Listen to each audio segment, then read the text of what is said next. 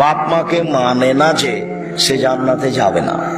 একজন সাহাবী আল্লাহর নবীর কাছে এসে বলছেন, আল্লাহর নবী, মা কুরআনে দায়নাল ওয়ালাদে, বাপ মা আমাদের কাছে কি পাই, আমরা বাপ মায়ের কি উপকার করতে পারি? তখন রাসূল সাল্লাল্লাহু আলাইহি ওয়াসাল্লাম বলছেন, আরে বলো কি, হুমা জান্নাতুকা নারকা, তারাই দুজন তোমার জাহান্নাম, তারাই দুজন তোমার জান্নাত। আরে ওরাই তোমার জাহান্নাম, ওরাই তোমার জান্নাত, বাপ মা তোমার জাহান্নাম, বাপ মা তোমার জান্নাত। কি হক মানে? হক মানে কি? দিন রাত বাপ মায়ের পিছনে থাকবা। একজন সাহাবী এসে বলছেন, আল্লাহর নবী, আমি যুদ্ধে যেতে চাচ্ছি, তোমার মা আছে? জি। তো তুমি তোমার মায়ের সেবা করো, মায়ের পায়ের নিচে জান্নাত, এ কথাই ঠিক। মায়ের দিকে সোনাজোরে তাকালে কবুল হওয়ার সমান নেকি হবে, এ কথা মিথ্যা। মায়ের পায়ের নিচে জান্নাত, এ কথাই ঠিক। আল্লাহ তাআলা বাপ মায়ের বিষয়টিকে খুব কঠিন ভাবে বলেছেন। একবার বলছেন,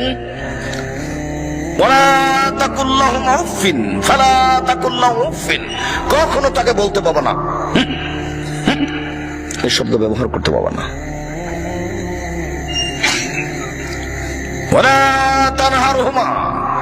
ধমক দিয়ে কথা বলতে পাবো না, বাজার যেতে নিষেধ করলাম তবুও গেল, এটা বলা যাবে না, জোরালো আদেশ।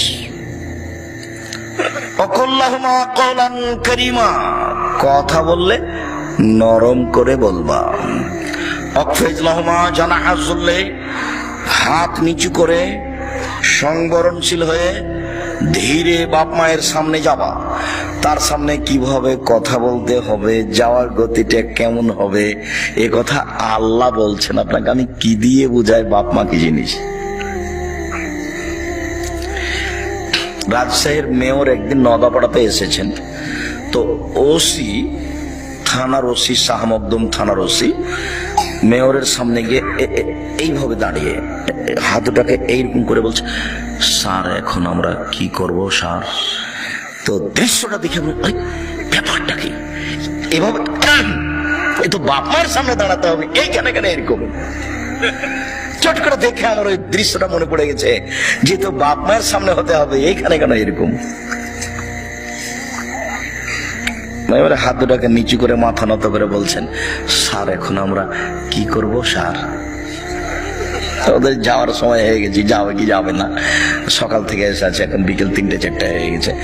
তো এই দৃশ্যটা আমার খুব মনে পড়ে, ওই দৃশ্যটা দেখে আমার মনে পড়েছে, আরে কি ব্যাপারটা কি, এ তো বাপ মায়ের সামনে এরকম।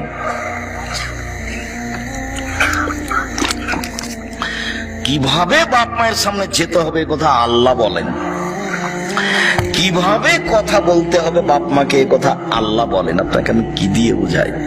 তারপরেও ছাড়েননি, আবার বলছেন, কুল রব্বির হামহুমা কামা রাব্বায়ানি সাগীরা, কুল রব্বির হামহুমা কামা রাব্বায়ানি সাগীরা। বলেন হে নবী, আপনি বলুন, পৃথিবীর মানুষ বলো, রব্বির হামহুমা কামা রাব্বায়ানি সাগীরা, হে আমার প্রতিপালক, তুমি আমার বাপ মাকে দেখো, বাল্য অবস্থা আমার বাপ মা যেভাবে দেখেছিল। আপনি ছিলেন দুধ খাওয়া বাচ্চা, ওই সময় আপনার বাপ মা কিভাবে দেখেছিল? এখন তো উনি 90 বছরের মানুষ, তাকে দেখা তো খুব কঠিন। যে ছোট বাচ্চার পেশাব পায়খানা সাফ করা সহজ, কিন্তু 80-90 বছরের মানুষের পেশাব পায়খানা পরিষ্কার করা সহজ নয়। কেউ যাবে না, বৌমাও যাবে না।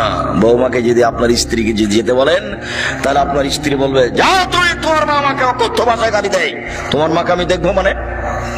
আপনার স্ত্রী ও ঘরে গেলে আপনার মা গালি দেয়, এই কথাও ঠিক। সকালে উঠে দেখে মনে হবে যে দুনিয়াতে সবচেয়ে খারাপ আমার মা, আমার মায়ের চেয়ে খারাপ মনে হয় কেউ নেই। যা বলে সবই উল্টা। আরে টাকা দিচ্ছে আমি, আর আমার মা গিয়ে সবসময় গান গাচ্ছে আমার বোনের ছেলে, টাকাটি কখন আমার বোনের ছেলেকে দিয়ে দিয়েছে। অবাক, দেখবেন যে দেখাশোনা করছে মা আর দিকে নেই, আপনি সবটাই উল্টা পাবেন। তখন আপনি বাপ মাকে কেমনে দেখবেন? পরিস্থিতি খুব জটিল, বাপ মা কিন্তু পরীক্ষা। মন খারাপ, খুব মনে হচ্ছে যে মাটির উপরে সবচেয়ে খারাপ মানুষ মা, এখন কি করা যায়? মুখে জোরে কথা বলা যাবে না, ধমক দেওয়া তো বহু দূরের কথা, জোরে কথা বলা যাবে না। 4 শ্রেণীর মানুষ জাহান্নামে যাবে। এক, বাপ মাকে